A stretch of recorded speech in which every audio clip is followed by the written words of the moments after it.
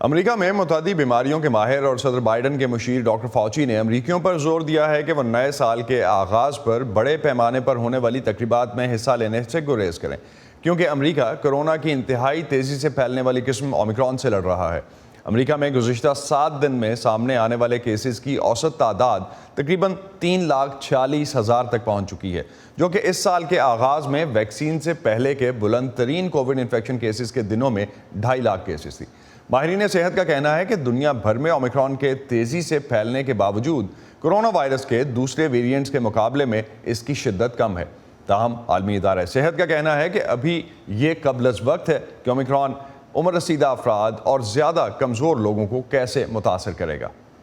New York میں نئے سال کی آمد پر بہت گہما گہمی ہوتی ہے۔ شہر کے ٹائم سکوائر پر نئے سال کے استقبال کے لیے کاؤنٹ ڈاؤن اور جشن 1 صدی سے زیادہ پرانی روایت ہے، لیکن کووڈ کی اس نئی لہر کا ان تقریبات پر کس حد تک اثر پڑ سکتا ہے،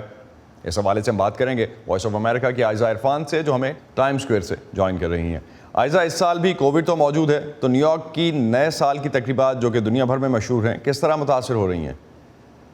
جی، کووڈ بالکل موجود ہے اور نیو یارک میں کیسز کی تعداد بھی بہت زیادہ ہے، لیکن شہر کی انتظامیہ کی جانب سے بار بار اس عزم کا اعادہ کیا جاتا ہے کہ وہ اس وائرس کے خلاف جنگ جاری رکھیں گے، اور اس جنگ میں وہ ویکسینیشن کو اپنا سب سے بڑا ہتھیار سمجھ رہے ہیں۔ نیو یارکرز اپنی نئے سال کی روایتی تقریب کو چھوڑنے پہ، کینسل کرنے پہ تیار نہیں تھے، اس لیے آج رات یہاں پہ ٹائم سکوائر پہ بال ڈراپنگ کی جو روایتی تقریب ہے اس کا انعقاد کیا جائے گا۔ اس وقت صبح سے ہی حالانکہ اس تقریب کی طرف جانے والے راستے بند ہیں، لیکن لوگ یہاں جمع ہونا شروع ہو گئے ہیں، اور اس سے اندازہ لگایا جا سکتا ہے کہ نہ صرف نیو یارک کے لوگ بلکہ دنیا بھر سے آنے والے لوگ جو اس تقریب کے منتظر رہتے ہیں وہ یہاں پہ موجود ہیں، اور صبح سے ہی یہاں پہ گیدرنگ شروع ہو گئی ہے لوگوں کی، اور وہ ویٹ کریں گے جب تک یہ گیٹس کھلیں گے، وہ اندر جائیں گے۔ اور اس تقریب میں ایک کرسٹل بال ڈراپ کیا جاتا ہے جو کہ تقریباً 12,000 پاؤنڈ وزنی ہوتا ہے، اس کو 130 فٹ اونچے پول سے ڈراپ کیا جاتا ہے، اور اس کے علاوہ بہت سے سیلیبریٹی پرفارمنسز بھی ہوتے ہیں، اور لوگوں میں کافی جوش و جذبہ دیکھا جا رہا ہے یہاں۔ تو عائزہ، گزشتہ سال کووڈ تو پچھلے سال بھی تھا، تو کیا مختلف ہے اس سال کی تقریبات اور تیاریوں میں؟ کووڈ کی کیا صورتحال ہے نیو یارک میں اوور آل؟ جی،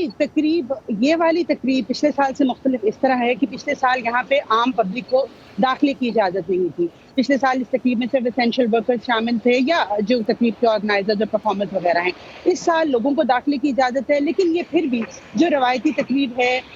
جو ہوتی رہی اس سے پہلے، کووڈ سے پہلے، اس کے مقابلے میں ذرا چھوٹی تقریب ہے۔ تقریباً 15,000 لوگوں کو داخلے کی اجازت ہے، جو کہ عام طور پہ اس سے 4 گنا زیادہ لوگ اس تقریب میں شمولیت کے لیے آتے ہیں۔ اور کووڈ کے کیسز کی سچویشن یہ ہے کہ ایک دن پہلے تک کی رپورٹ کے مطابق 44,000 کیسز ایک دن میں نیو یارک شہر میں رپورٹ ہوئے ہیں، لیکن نیو یارک شہر میں ویکسینیشن پہ بہت زور ہے۔ اس تقریب میں کا جہاں تک تعلق ہے، یہاں پر داخلے کے لیے سب لوگوں کا ویکسینیٹڈ ہونا ضروری ہے۔ ان کے vaccination card, identification cards check کیے جائیں گے، اور 5 سال سے کم عمر بچوں کو بھی کسی ویکسینیٹڈ ایڈلٹ کے ساتھ ہی داخلے کی اجازت ملے گی اس تقریب میں۔ اور شہر کے آج کی اس تقریب کی ایک خاص بات میں آپ کو بتاتی چلوں کہ آج اس تقریب میں شہر کے نو منتخب میئر ایرک ایڈمز جو ہیں وہ بھی اپنا حلف اٹھائیں گے بال ڈراپنگ کی سیریمنی کے بعد۔